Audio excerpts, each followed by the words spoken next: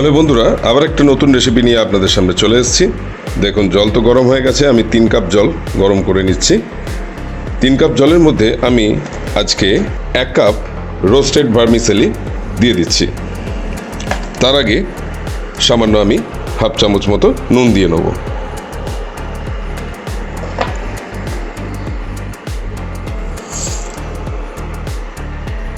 এটাকে একটু ভালো করে নেড়ে চেড়ে নেব।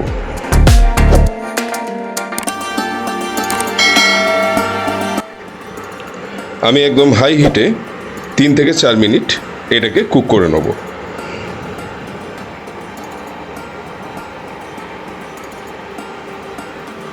চার মিনিট বাদে ফিরে আসছি।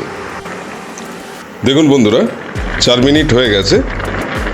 আমি এবারে এটাকে নামিয়ে নেব, দিয়ে জলটাকে আমি ছেঁকে নেব। চলুন দেখে নিই।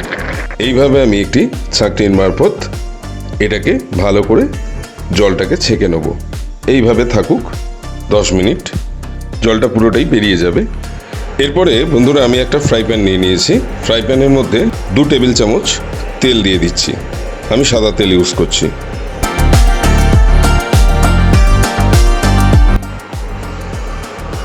তেলটা একটু গরম করে নিচ্ছি। দেখুন বন্ধুরা, তেলটা গরম হয়ে গেছে। আমি এবার 7-8টা কাজু বাদাম দিয়ে দিচ্ছি এর মধ্যে। একটু গোল্ডেন ব্রাউন করে ভেজে নেব কাজু বাদামটাকে। দেখুন বন্ধুরা, গোল্ডেন ব্রাউন করে আমি কাজু বাদামগুলোকে ভেজে তুলে নিয়েছি। এরপর দিয়ে দিচ্ছি সামান্য কিছুটা অল্প করে কাঁচা বাদাম। এটাকেও গোল্ডেন ব্রাউন করে ভেজে তুলে নেব। দেখুন বন্ধুরা, গোল্ডেন কালার চলে এসছে। আমি এবার বাদামগুলোকে তুলে নিচ্ছি।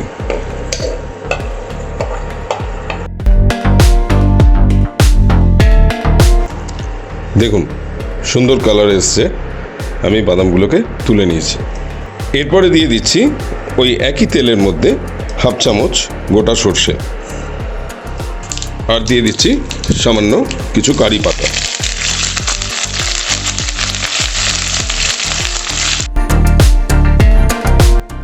এরপরে দিয়ে দিচ্ছি সামান্য কিছুটা আদা কুচি।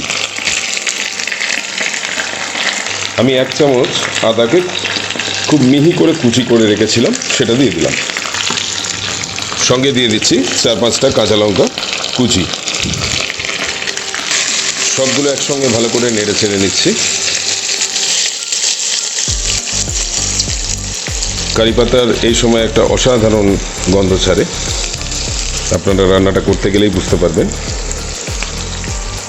এরপরে দিয়ে দিচ্ছি একটা ছোট পেঁয়াজ আমি কুচি করে রেখেছিলাম, সেটা। এটাকেও সামান্য ভেজে নেব নেড়ে চেড়ে একটু। সামান্য একটু ভেজে নিয়ে এর মধ্যে এবার দিয়ে দেবো একটু গাজর, একটু ক্যাপসিকাম আর কিছু মটরশুঁটি। আমি এরকমভাবে কুচি করে রেখেছিলাম, আপনারা এইভাবেই কুচি করে দেবেন।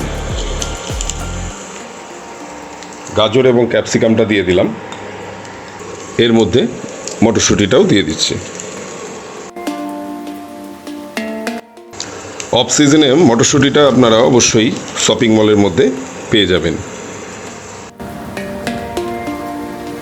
সব কিছু একসঙ্গে ভালো করে একটু নেড়ে চেড়ে নেব।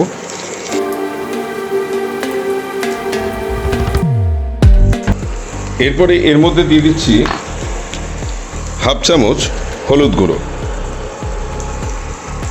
হাফ চামচ লঙ্কা গুঁড়ো। আপনারা ঝাল যেভাবে খেতে চান ততটাই ব্যবহার করতে পারেন।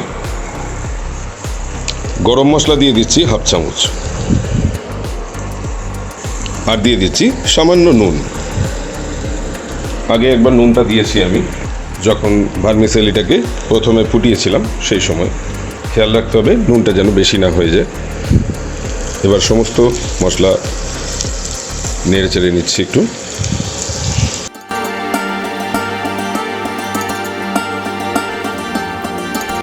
এবারে এর মধ্যে দিয়ে দিচ্ছি একটা ছোট টমেটোকে কুচি করে কেটে রেখেছিলাম, সেটা।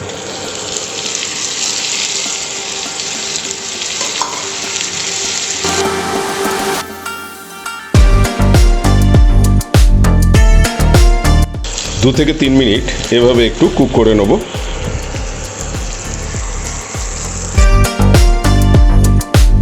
তিন থেকে 4 মিনিট বাদে আমি ফিরে এলাম। সমস্ত সবজিগুলো অনেকটাই ভাজা হয়ে গেছে ভালো করে। এবার আমি সিদ্ধ করা যে ভার্মিসেলিটা রেখেছিলাম সেটা ওপর থেকে এবার দিয়ে দিচ্ছি। জল ঝরিয়ে নিয়েছিলাম আমি এটাকে।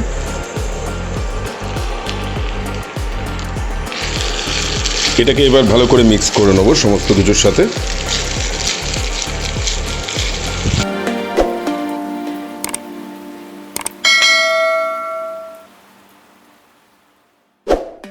আবার আমরা এইভাবে 2 থেকে 3 মিনিট রান্না করে নেব।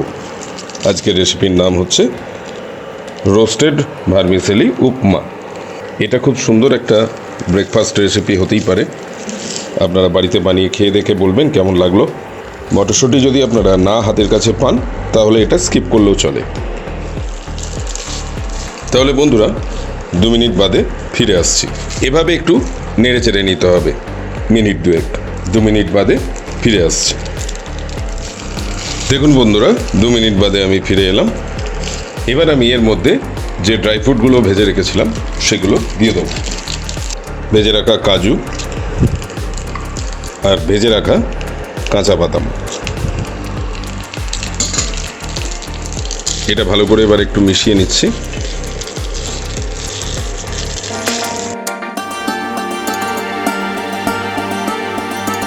আবার 1 মিনিট ধরে একটু রান্না হতে দেবো, তারপর ফিরে আসছি।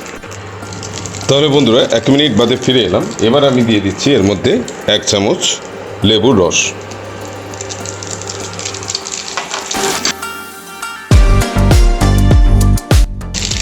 এবং শেষে একদম ওপর থেকে আমি সামান্য ধনেপাতা, পুদিনা পাতা আর কারি পাতা ছড়িয়ে দিচ্ছি।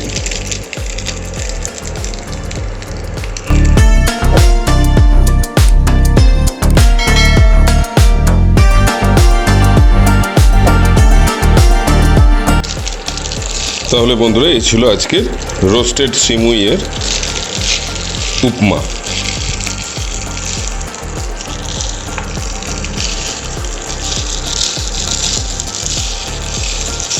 খুব সুন্দর খেতে হয়, আপনারা অবশ্যই বাড়িতে বানিয়ে খেয়ে দেখবেন।